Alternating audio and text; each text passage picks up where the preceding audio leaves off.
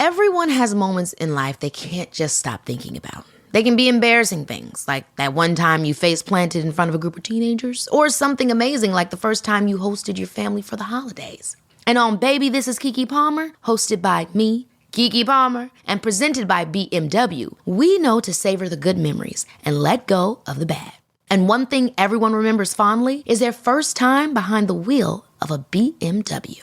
So come join me and BMW this summer as we explore pop culture moments and topics you just can't stop thinking about on Baby, This is Keke Palmer, sponsored by BMW, the ultimate driving machine. As a person with a very deep voice, I'm hired all the time for advertising campaigns. But a deep voice doesn't sell B2B, and advertising on the wrong platform doesn't sell B2B either. That's why if you're a B2B marketer, you should use LinkedIn ads. LinkedIn has the targeting capabilities to help you reach the world's largest professional audience. That's right, over 70 million decision makers all in one place. All the big wigs, then medium wigs, also small wigs who are on the path to becoming big wigs.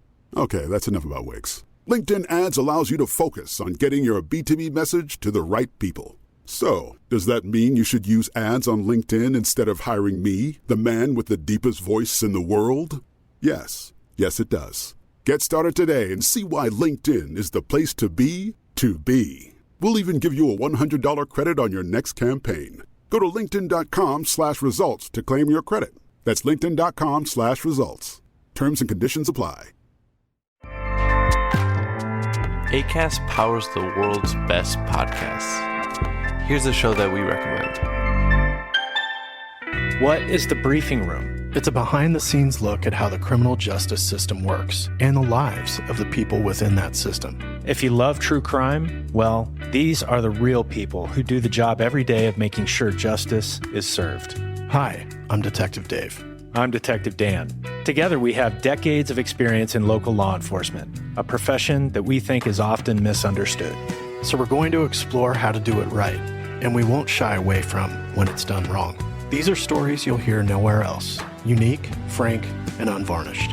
From the team that brought you Small Town Dicks, this is The Briefing Room.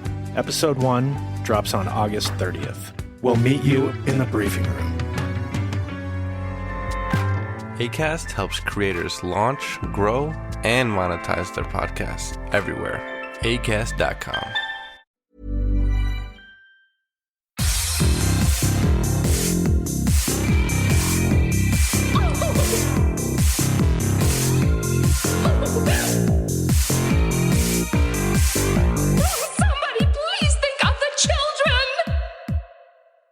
And welcome back to Little Cuts, our weekly mini-sode where we dig into the things that we've been watching and sometimes reading. I'm Terry. And I'm Mary Beth. This week we are talking about some nostalgic books, an anime, a 90s rewatch, a creepy comic anthology, Terry makes a correction, and we have our final Hammer horror for now.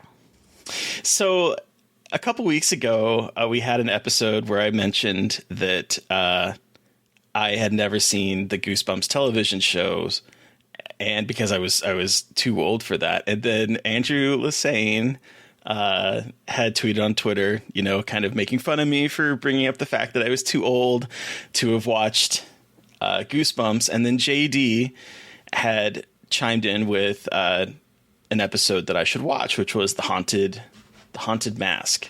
It was a two-parter episode. Mm-hmm. And so I had mentioned if you guys give me the episodes, I will watch them. And so I sat down to watch The Haunted Mask, and I realized I have seen this before. Oh my God. Stop the presses.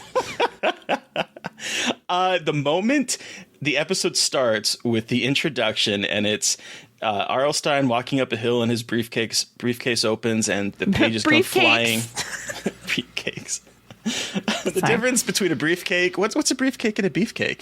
There's one's more office friendly, I guess.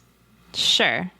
We'll go with that. But the pages go flying out, and then the camera pans, and there's this delightful music track, and the camera picks up this dog, and the eyes turn yellow and evil. And I was like, oh God, I have seen this before. And it just hit me that not only had I seen this before, but I had actually seen The Haunted Mask. Full of lies. My life is just one big lie. What can I say? So, but I did watch it, and it was actually pretty entertaining for 1994, I believe, 95, I think it came out. Mm-hmm. Well, show on Fox for kids about this little girl who gets scared by two classmates, and she's kind of the scaredy cat, and then she decides to take matters into her own hand, and she decides to go buy this mask that she can wear for Halloween to dress up and scare her bullies. And she goes to this kind of creepy store, and the store owner refuses to sell masks in the back, but she kind of steals one and throws money at him and leaves. And then she puts the mask on and it doesn't want to come off, and she starts to act differently. It was fun. It was actually quite entertaining for what it was. But I have seen it before, so I apologize for being a big liar who lies. Big liar who lies. Insert that Kathy Bates gif of her going, lies.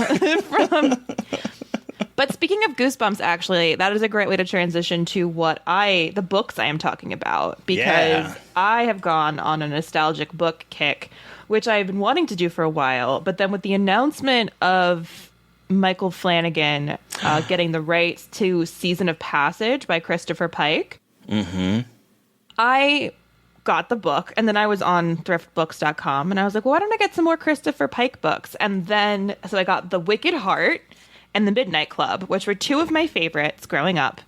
The Midnight Club is about hospice for young people with people with terminal illnesses. And they meet every night at midnight, and then they make a pact with each other that the first one who dies is going to make an effort to get in contact with the rest of them, and then one of them dies, and it goes from there. And then The Wicked Heart is about a high school senior who was a serial killer. They're both phenomenal books. But then I also got, R.L. Stine, Fear Street. Love Fear Street. My favorite books were the Fear Street saga, which was The Betrayal, The Secret, and The Burning, which is like the introduction to why Fear Street is so fucked up. And it's the best. And I got them all, and they're like beat up and have the covers I love. And it's, oh my God, I just I'm hugging them right now. I'm so happy. And also the Season of Passage I'm starting. I've never read this one before, but it's good so far. It's weird. So I'm very excited to read the rest of it. I know that it goes some wild fucking places. So I'm very excited. So yes, I went book shopping and got all these books, and I'm very excited about reading all of them again. I love that because and bringing up my age again, I went from Goosebumps. What's my age again? I'm going to put that Blink-182 song, What's My Age Again, every time you talk about either of us, though. Like, either of us, let's be real. What's my age again? What's my age again? But the thing is that like this is something that I'm actually sad. I'm really sad that I missed, because I went from, again, Goosebumps to going to Stephen King, and so I missed the other R.L. Stine books, and I also missed Christopher Pike completely. And I've never read a single one of Christopher Pike's books, and I've never read any of R.L. Stine's more like young adult, I guess. It would be young adult, right? Teenager specific? Yeah, Fear Street was more geared towards teenagers. They were much gorier and creepier. Yeah, and I missed those. And I feel like I've missed out. That I remember looking out to see if I could find some Christopher Pike books, and it looked like when I looked, they weren't like readily available, but maybe going through some like used shop. What did you say you used? I used thriftbooks.com, and I found them easily, and they were less than $10. Oh yeah. Okay. The Season of Passage is a little bit more expensive, but like it's a bigger book and it's a little bit newer. But like expensive being like $15. But yeah, on thriftbooks.com, they have all of these different Christopher Pike books and Fear Street for pretty cheap. They're like the mass market trade paperback ones that have the really cool covers that I love. Yeah. So. I remember seeing them in the bookstores. I just, I never took that dope. I never dove in. I don't know why. I mean, I think they're still good now. So I would recommend checking one out if you want to, because I feel like, yeah, they're aimed at teenagers, but they're well written. Yeah. So, and they're gross. They're gory. At least the Fear Street saga one I remember being gory. So, yes, that. I'm very excited for my new horror nostalgia reading list. And there's going to be some Fear Street 3 films coming out. Yeah, I think they're coming out on Netflix this summer.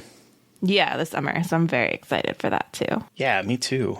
Speaking of books, though, I literally maybe 2 hours before we started recording I had backed this on Kickstarter because I'm a huge fan of the comic artist / writer, Abby Howard, who I might have mentioned on the podcast before. She has written a bunch of like really great web comics. There's one called Junior Scientist Power Hour that was just like little vignettes that were weird and surreal. There's The Last Halloween, which was a gothic adventure that was kind of geared for young adults and kids, but it was fantastic. And she did Kickstarters to make like books for him as well. So she has this new book that was just published by Iron Circus Comics, called The Crossroads at Midnight. And it is over 300 pages, and it is 5 anthology stories centered around ordinary objects can become cursed possessions, entities who seem like friends can become monstrous, and those who seem monstrous can become the truest companions. Oh, Trevor Henderson also posted about this, I think. And I was so into the cover. Yeah, yes. The cover is fantastic. It's a fence with a hole in it where you see like an eye and there's like 3 fingers trying to creep through. And it was funded on Kickstarter, and I just got the book, and you can also buy it through bookshop.org. And I would really recommend it. I've read 2 stories so far. The first one that I read was this woman who finds, it's called Mattress, Used. And she finds this used mattress on the street, and she's been sleeping on the floor of her apartment. She's kind of like, a student, doesn't have a lot of money. And so she takes it home. And the first night she sleeps in it, she has this dream of this like bulbous sack of a monster that crawls out of the darkness and says, "I only want your skin," and then licks her with this really rough tongue. And then her skin begins to itch. So there's that story that I've read, and there's another one about a lonely old woman who kind of discovers an unlikely friendship with a bog body. She lives on like the edge of a bog, and one night a bog body, which is basically someone who's died in a bog and has become mummified because of the peat and the moss. Ah, yes, peat moss mummies. Mm-hmm. And like comes to her door one night, and she strikes up a friendship with her. Oh. And so there's like... Wow, this sounds phenomenal. It's great. I love her. I think her art style is really neat. Her writing she writes really well. She also imbues a lot of her stuff with some really funny moments. Like when the one woman that gets the used mattress, when she starts to itch and she starts getting kind of sick, her roommate like gets one of those grabby arm things and says, "You must stay 3 feet away," and like uses it to like tuck her in at night and like comfort her. So there's like moments of like really kind of silly fun in amongst this really kind of gnarly artwork of that like creature and stuff. And I love her work. I'm always going to support her because I think she's fantastic. So that's out there to buy. I really, really, really recommend it from the two out of the 5 stories I've read so far. So what's the anime that you watched? Okay. So Demon Slayer is a cultural phenomenon. It's a beautiful show. And the movie, Demon Slayer, the movie Mugen Train, just came out last week. And I got to review it. And it is chef's kiss. I love Demon Slayer. It's so good. And the movie is like a perfect kind of bridge between the first season and the second season. Second season isn't out yet, but it is a canonical film. Mm-hmm. So if you are not familiar with Demon Slayer and the people and the world of it, you will probably understand like 5% of the movie. I remember reading this review recently from someone that obviously has no connection to the source material and basically spent the review bitching about how it didn't make any sense to him.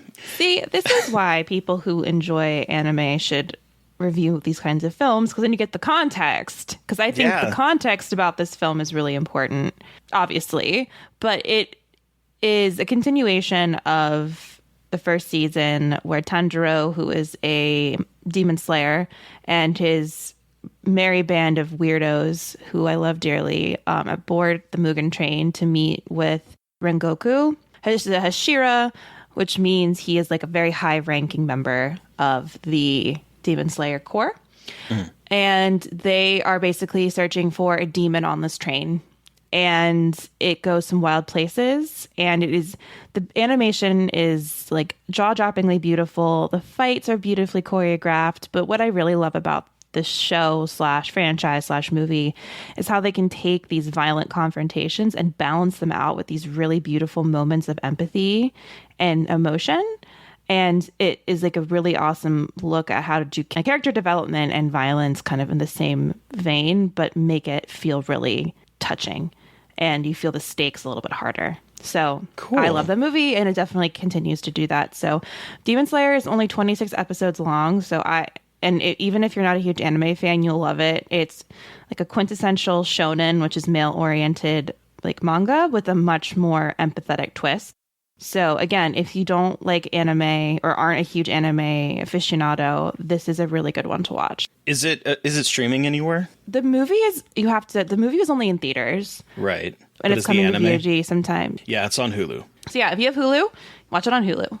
It's great. Awesome. I've been hearing a lot about it, and I'm not a huge anime fan. I have enjoyed a lot of the anime that I've seen, but I've never really done more than just kind of dip my toes into it. I mean, when I say dip my toes, it's been like Neon Evangelion and Cowboy Bebop, and there was some fantasy one.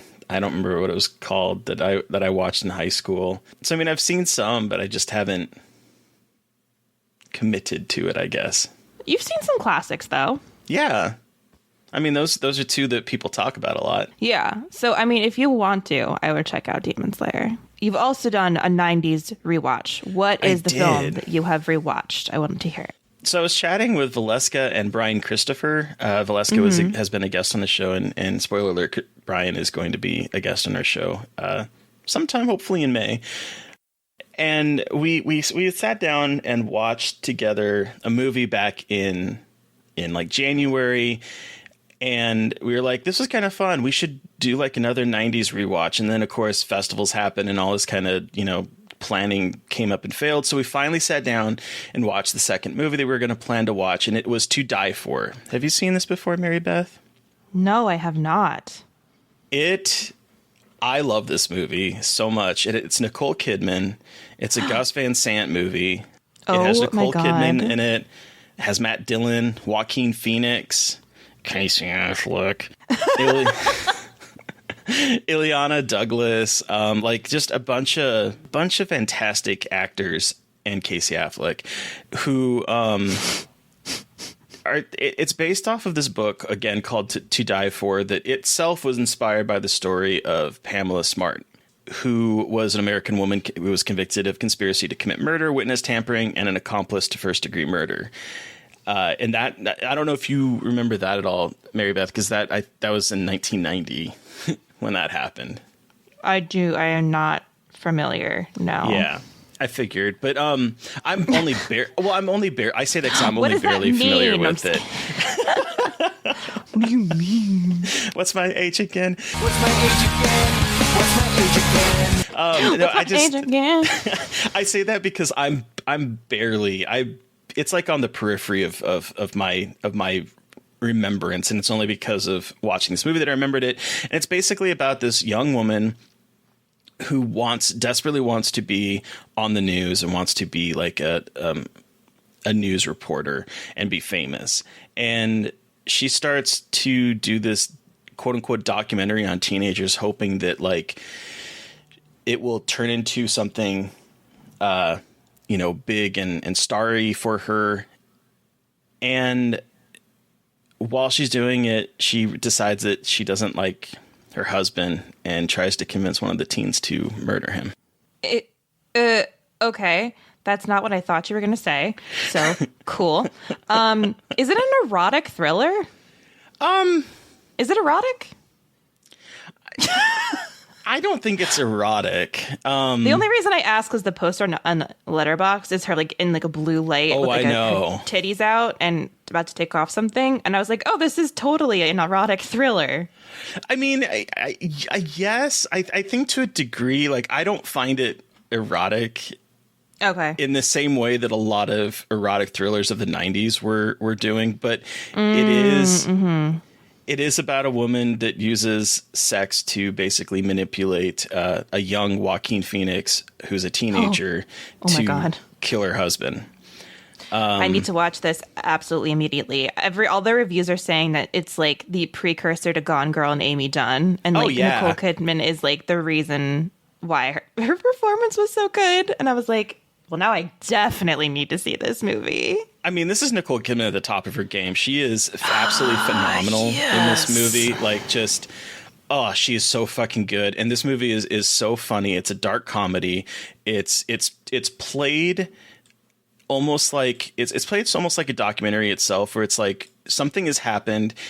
They're interviewing people and trying to, through these interviews and through like kind of flashbacks to what was happening, you kind of piece the story together of how it went together. Oh, okay.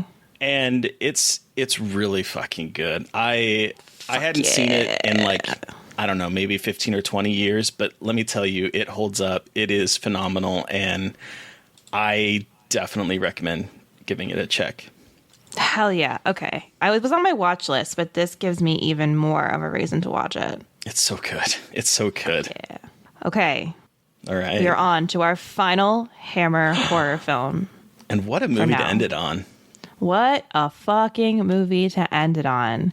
We watched Dr. Jekyll and Sister Hyde from 1971. It is obviously a play on Dr. Jekyll and Mr. Hyde, but Dr. Jekyll turns into a woman who he says is his sister, Sister Hyde. And wow, I love this movie a lot. This movie is really fucking good. It really is. I was surprised at how good of a Dr. Jekyll story it is, but also you texted me, Mary Beth, about another connection. Mm-hmm. Oh, yes. So basically, Dr. Jekyll and I guess Sister Hyde in this film, Dr. Jekyll is Jack the Ripper. And it's very funny because this stands in contrast to The Hands of the Ripper, what we watched last week. That was like so not a Jack the Ripper film at all. But this one is 100%. Like he kind of looks like he's got like that vibe that they think he looked like. He removes sex worker sex organs for his experiments. And so they give a reason as to why he is taking female reproductive organs and killing these women. And it is to make a elixir of life that provides eternal life. But, well, it doesn't. It makes him transform into a lady who likes to murder. Yeah. I mean, yeah. Oh my God. It's just like, well, so we wanted to mention this off the bat, that this film is written about and talked about a lot by trans writers, because this is a very like trans story, a man turning into a woman, a lot of these interesting identity stuff. But, you know, a lot of trans people are writing about it and reclaiming it as a really awesome, like a really interesting case of a trans narrative in a film from the 70s. And I know that Drew, a friend of the show who was on the episode about Psycho, she has named her art company, her art business, Sister Hyde. And she put it on my radar because she's a huge fan of this film. And I was really happy that she turned us on to this and gave us the recommendation. Yeah. And then for the, I think it was the inaugural issue of We Are Horror, the e-magazine that I'm an editor for, Harmony Colangelo wrote a really good article about it. And I just wanted to quote this little brief passage. You should absolutely go read this article. But it's after drinking his potion for the first time, Jekyll is not terrified at the sight of his new image as a woman, a fact that contrasts with how most horror transformations play out. In fact, he is delighted by his feminine state in a way that no 100% cis man ever would be. Finally free, the doctor examines her new body in a state of shock and euphoria. She touches her face and new frame while giddily laughing. it's this moment, without even reading this moment, like, just sort of brought a smile to my face watching in the film, because I was like, oh, I can see why this resonates with a lot of trans people here, because it doesn't necessarily villainize the trans perspective. It is just that she happens to be a femme fatale as well. Yeah, and that's what I loved about it, because Dr. Jekyll is already a murderer when he turns into her. It's not like when he transforms into a woman, he becomes a murderer. He's already killing people and killing women. And so that I really appreciated. And it's like not necessarily making a woman a villain, because they're already villains. Like, it's not. Yeah, and I really vibed with that. And I also love that it's a female killer. I love movies with like femme fatale female killers. In her review of this film on Letterboxd, Drew wrote that she is the best vampire of all time. And I love that. She talk about her as a vampire, because it's so fucking true. How she is like kills women for blood, because the blood and the organs are what keep her alive and keep her coming back. And she basically needs blood to survive. And it's such a fucking cool examination of that. So Drew, big shout out for putting that on my radar. It is such an amazing look at this film. And I think that it is a really interesting look at, like what Harmony said. It's like, it's not necessarily fear of the woman, it's fear of the murder. And it's not that he's disgusted that he's becoming a woman. It's that he just doesn't want her to kill people, not even kill people, kill the people he loves, like the young virgin neighbor upstairs. Like, he doesn't necessarily think that what she's doing is wrong. No. Well, like, she's doing the same shit that he was doing. Yeah. And speaking of the neighbor from upstairs, dude has the nosiest and horniest neighbors. I swear to God, like, they're always like, I can hear you downstairs. And like, when at one point Sister Hyde is having a little fun with the upstairs neighbor who's a man, and then his sister knocks on the door and is like, Howard, are you in there? And I was like, cock block. I was so mad.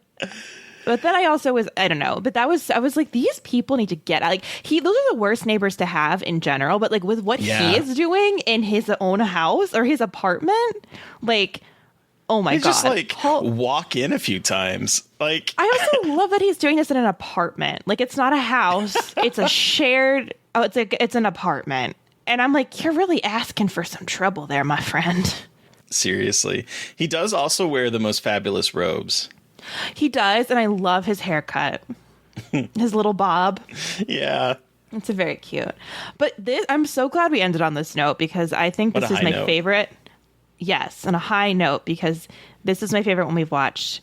I think it is a really good story. I think it's navigating of gender politics is like really fascinating and surprising for 1971 British horror film and the Hammer horror. I think it does a really interesting job of incorporating Jack the Ripper into the story of Dr. Jekyll and Sister Hyde. I think it is beautifully shot, beautifully designed. I think it's well written, and like this is just such a good film. I completely agree. I'm glad we ended on this. I think it's probably for me neck and neck with Curse of Frankenstein in terms of my favorite of the ones we've seen. But my God, this when Hammer nails it, they really fucking nail it. And seriously, they really fucking do. This one was such a joy to watch. It wasn't, unlike some of the ones we've watched, it wasn't slow at all. I thought it moved really fast, I thought. And it just was interesting the entire time, let alone the fact that we're adding the kind of queer lens that we're trying to view it through. It's a good Jekyll and Hyde story.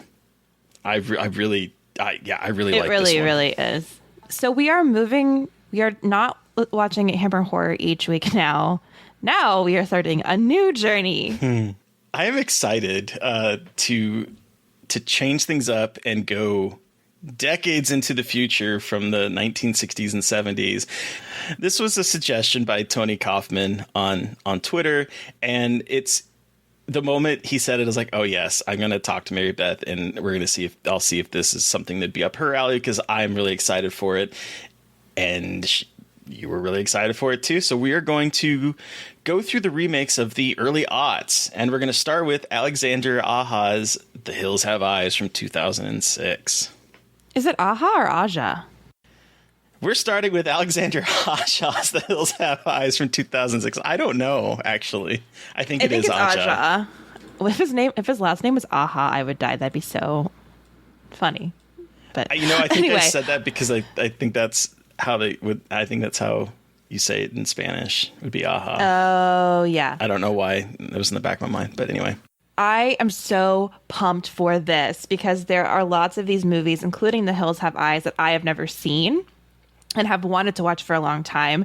So this is going to give me the motivation to do it. I think these are going to be really fun, probably a little bit stupid at some points, and gory, but I'm so excited that we are doing this as our next kind of like series of movies to watch.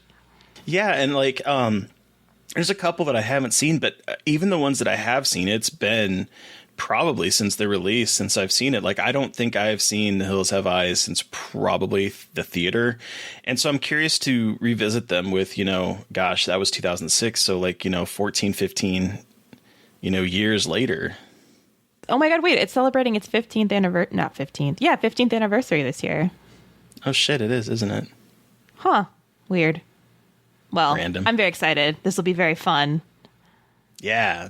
So. And who are we talking to on Monday, Mary Beth? Oh my God, this episode is a fucking riot. We are talking with Powell Robinson and Patrick R. Young. They are the filmmakers behind Threshold, which will be streaming on Arrow on Monday, May 3rd. And we are talking about Michael Haneke's Funny Games, the 2007 version. And somehow we make it funny and fun and intelligent. So get ready for an absolute riot of an episode. These guys were so fun to talk to. So excited for y'all to listen. I don't think either of us have laughed as much as we have in this episode. Like, no. The amount of times that we literally went off the rail is just, this was a really fun episode. Yeah. It's just tickled me. Pal and Patrick have an amazing relationship and chemistry, and it just made it all the more fun. So very excited for y'all to hear that on Monday. But listeners, you've heard from us. We want to hear from you. Did you watch one of the films that we watched this week and have thoughts? Do you have any other ideas of movies that we should watch as part of our journey through the aughts? Send us an email at scarredforlifepodcast@gmail.com or reach out to us directly on Twitter. I'm at MB McAndrews. And I'm a Gaily Dreadful. And of course, don't forget to follow the podcast on Twitter at Scarred Podcast. And please don't forget to review, rate, and subscribe. We actually did get a new review in from someone named Tony from Chicago, and I love the review, and we're both really appreciative of you, so thank you. Yes, thank you, Tony from Chicago. It means the world to us. So thank you to Eric Power for our artwork. Thank you to Sean Keller for our music. Thank you, everyone, for listening. Please stay safe out there, but most importantly, stay creepy. And until next time. Won't somebody please think of the children?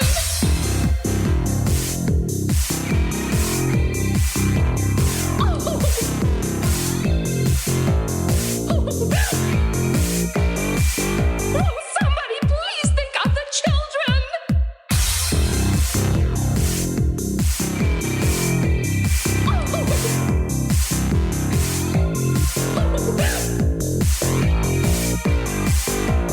Somebody please think of the children!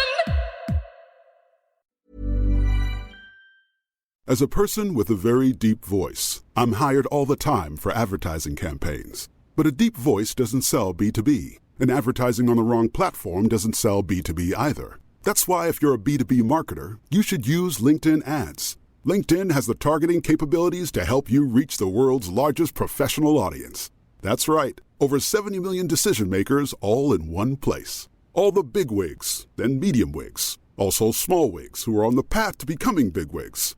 Okay, that's enough about wigs. LinkedIn ads allows you to focus on getting your B2B message to the right people. So, does that mean you should use ads on LinkedIn instead of hiring me, the man with the deepest voice in the world? Yes. Yes, it does. Get started today and see why LinkedIn is the place to be to be. We'll even give you a $100 credit on your next campaign. Go to linkedin.com/results to claim your credit. That's linkedin.com/results. Terms and conditions apply. Acast powers the world's best podcasts. Here's a show that we recommend. What is The Briefing Room? It's a behind-the-scenes look at how the criminal justice system works and the lives of the people within that system. If you love true crime, well, these are the real people who do the job every day of making sure justice is served. Hi, I'm Detective Dave. I'm Detective Dan. Together, we have decades of experience in local law enforcement, a profession that we think is often misunderstood. So we're going to explore how to do it right, and we won't shy away from when it's done wrong. These are stories you'll hear nowhere else. Unique, frank, and unvarnished. From the team that brought you Small Town Dicks, this is The Briefing Room. Episode 1 drops on August 30th. We'll meet you in the briefing room. Acast helps creators launch, grow, and monetize their podcasts everywhere. Acast.com.